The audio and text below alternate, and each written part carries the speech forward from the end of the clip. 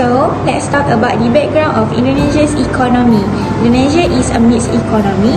This means the government is involved in important sectors like natural resources and infrastructure, while businesses also operate freely. It helps keep the economy stable and supports growth.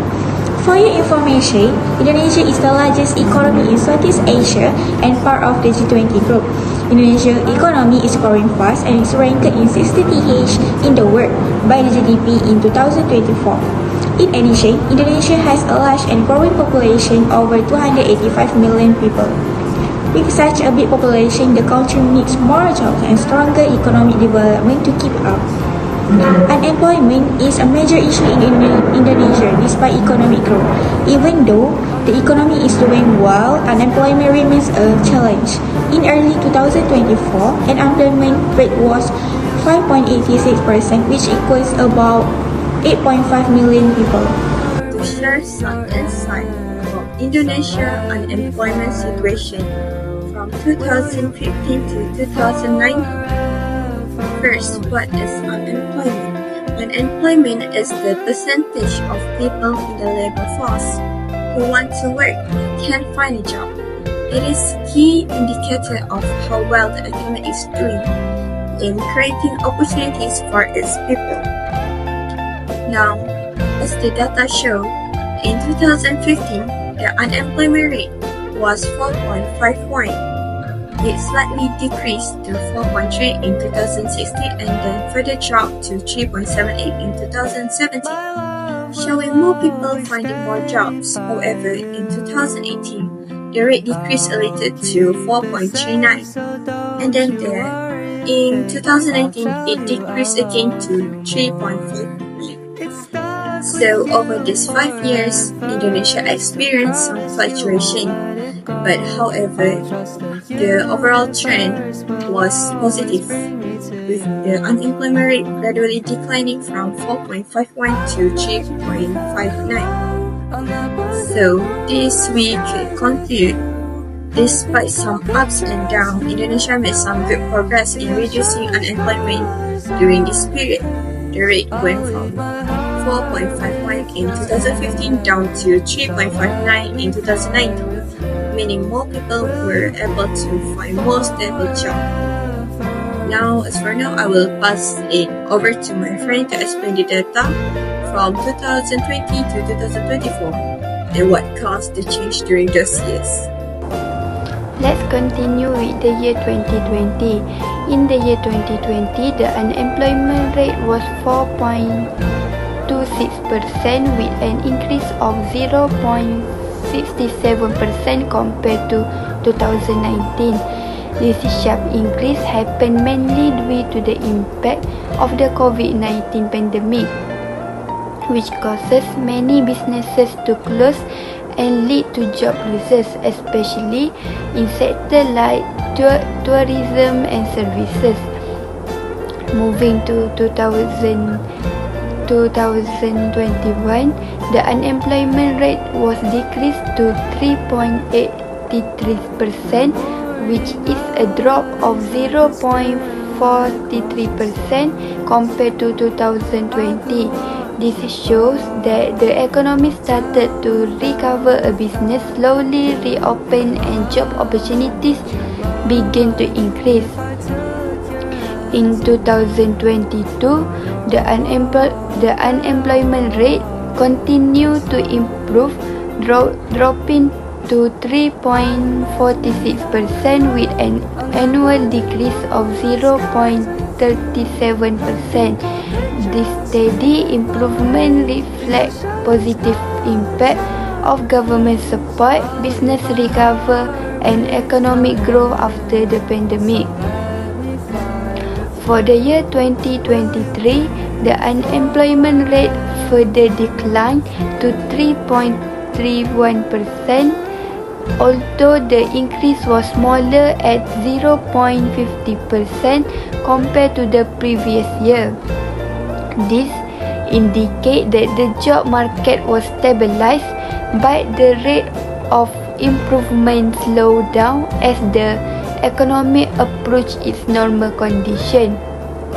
Finally, In year 2024, the unemployment rate slightly reduced to 3.30% with a very small change of just 0.01%. This shows that the unemployment rate was almost stabilized and the job market is close to full recovery compared to the challenging situation back in 2020. So we can see from 2020 to 2024, the unemployment rate initially increased in 2020 due to the pandemic, but then gradually decreased every year as the economy. Now, I will share some insight about the trend of unemployment in Indonesia from 2015 to 2016. In 2015, Indonesia unemployment rate was 4.51%. This was a relatively stable figure, but it increased slightly by 0.46% from the previous year 2014, when the rate was around 4.05%. The government at that time invested heavily in infrastructure projects to stimulate the economy. We need to encourage investment and consumption. These efforts, however, did not immediately translate into a significant decrease in unemployment, as the rate is still rose steadily. This suggests that despite the government efforts, the economy was still in transition phase, and growth was not yet inclusive enough to keep pace with the expanding economy. The unemployment rate decreased to 4.3%, a drop of 0.21% from 2015. This positive change was partly due to the government's effort to boost economic growth through increased spending on infrastructure and other initiatives. Although the economy was improving, it still faced challenges, and the unemployment rate was still higher than the desired level. The government was trying to balance increasing spending without creating a bigger budget deficit, which was a challenge. In summary, from 2015 to 2016, Indonesia showed signs of recovery as the unemployment gradually decreased, but the overall trend indicated the economy needed more time and effort to create more inclusive jobs for everyone. In 2017, Indonesia unemployment rate was 3.78%, down from 4.3% in 2016, which is lower by 0.5%. This decline reflects more job opportunities as the economy grows. A key factor was the government fiscal policy, which started strong with better revenue collection with efficient spending. Even though the government aimed to boost the growth, it also tried to avoid a large budget deficit. By May, the fiscal deficit was already smaller than previous year. For the full year, it was expected to reach only 2.6% of GDP. This improved fiscal performance supported economic expansion, which helped reduce unemployment and strengthen the overall economy. In 2018, Indonesian unemployment rate rose to 4.39%, up by 0.61% from 3.78% in 2017. This rate may reflect slower job creation and challenge in maintaining economic momentum. One major issue was the emptiness of 2018 budget, which is aimed for the 23% increase in tax revenue compared to 2017. This kind of sharp increase is rare. It only happened once before in 2008. The risk here is such that the full target could impact the government infrastructure development plans. Without a strong private sector support, critical infrastructure projects could be delayed. This may have direct impact employment opportunity as the infrastructure project typically generate many jobs. In 2019, Indonesia Indonesian unemployment rate dropped to 3.59%, decrease of 0.8% from 4.39% in 2018. This shows a positive improvement in the labor market, even though the global economy was facing pressure after the COVID-19 epidemic, including slower growth, falling commodity price, and rising borrowing costs. Indonesia responded with a careful fiscal approach by reducing the budget deficit to lower fiscal risk. Despite this caution, both government and private spending increased, partially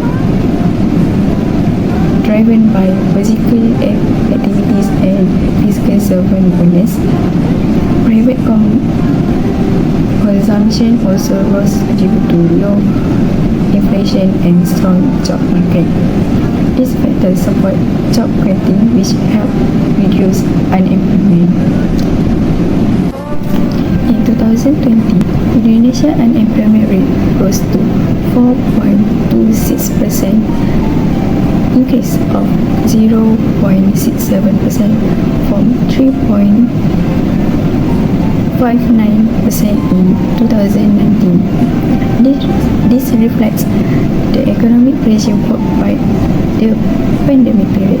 To reduce the risk of failing consumption, the government introduced a fiscal stimulus targeting middle income groups and lower income groups who serve the most the country's private consumption. This spending was designed to have stronger multiple effects on the economy. Thanks to this, private consumption stays strong, supported by low inflation and social assistance programs. However, the overall impact of the stimulus was limited. The effects may not have been wide or strong enough to lead to slower job creation and ultimately contributed to rise in unemployment. In 2021, Indonesia's fiscal policy aimed to speed up recovery from the COVID-19 pandemic and carry out reforms. The government increased spending on health, social aid, village development, and infrastructure, while also improving tax collections to boost revenue. Unemployment rate for Indonesia in 2021 is 3.80%, which is decreasing 0.43% from 4.26% in 2020. With more funds available and better targeted spending, the economy started to grow, especially through stronger demands from lower income and middle income. These also helped business recover from hire more workers, leading to a drop in employment rate. Improved tax management also made the recovery more sustainable without adding much to the budget deficit. Unemployment rate for Indonesia in 2022 is 3.46%, which is decreasing 0.7% from 3.83% in 2021. Fiscal policy played a key role in helping Indonesia recovering from the impact of the COVID-19 pandemic. By allowing a temporary increase in the budget deficits, the government was able to spend more to support the economy.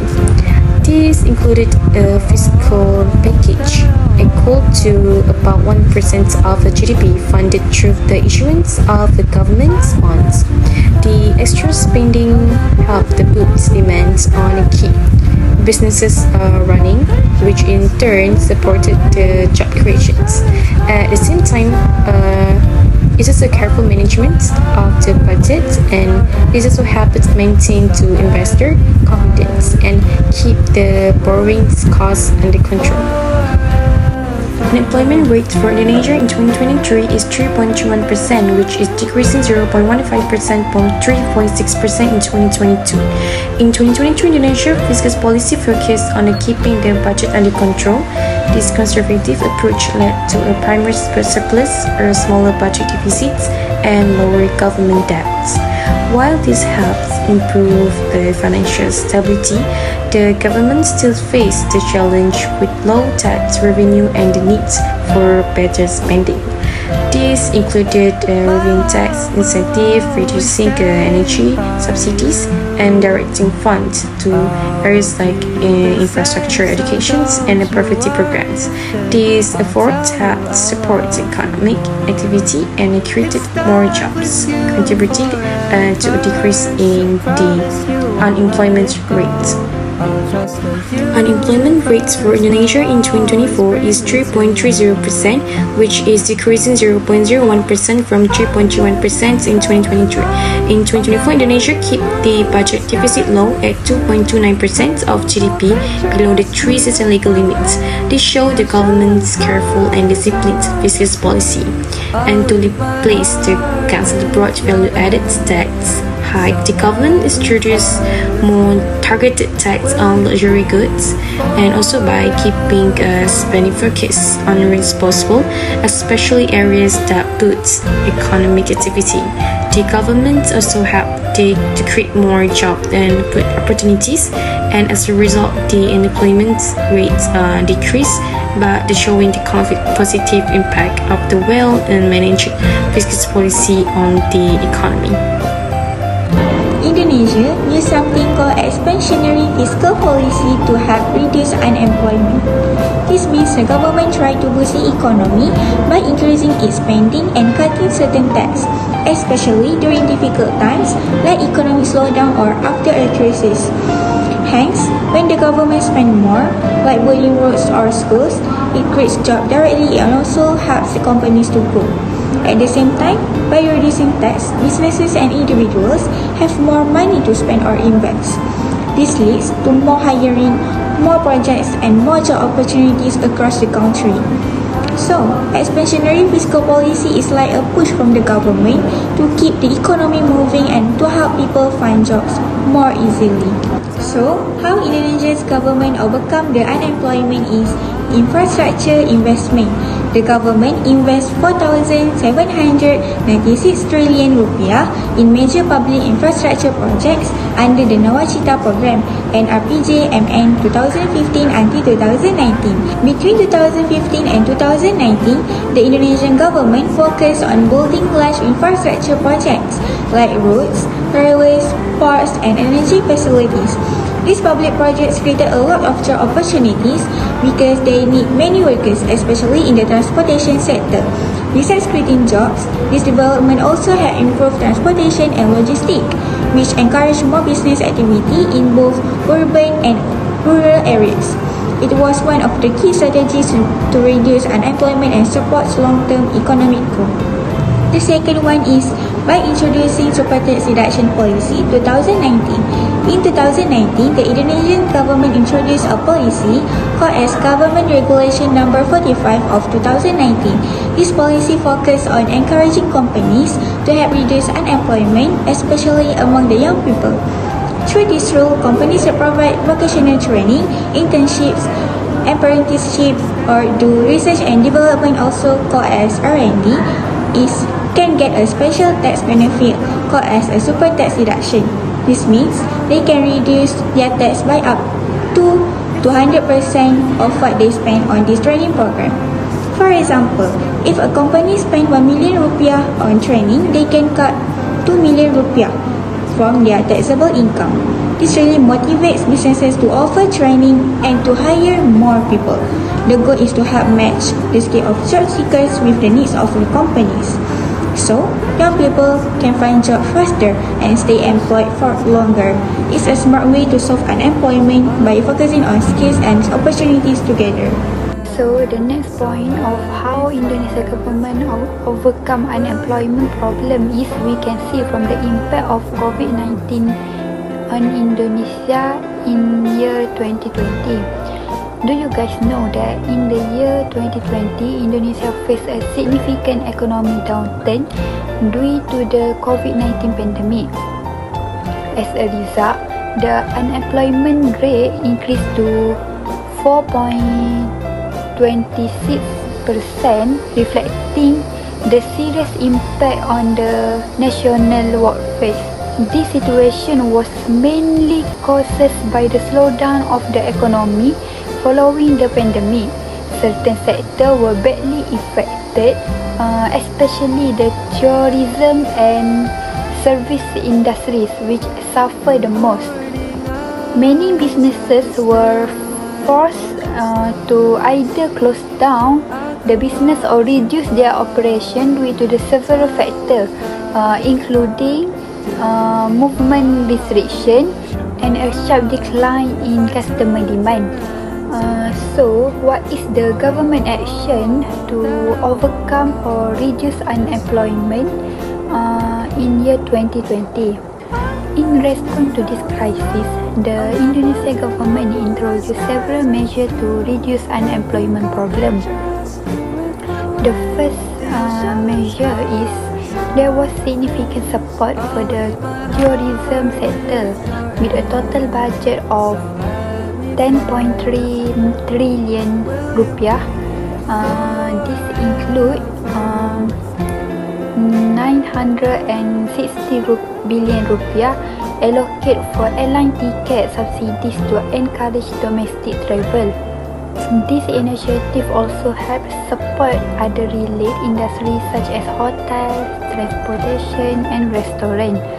Secondly, the Indonesian government also introduced a broader economic support package with a total value of 20.9 trillion rupiah, which include 8.6 trillion rupiah to cover worker income index, specifically for those earning up to 17 million rupiah per month. The purpose of the measure was to reduce operating costs for companies and help businesses retain their workers and avoid layoff. So all of that is fiscal policy the Indonesia government used to mitigate unemployment. So the last point of government tax incentive 2025.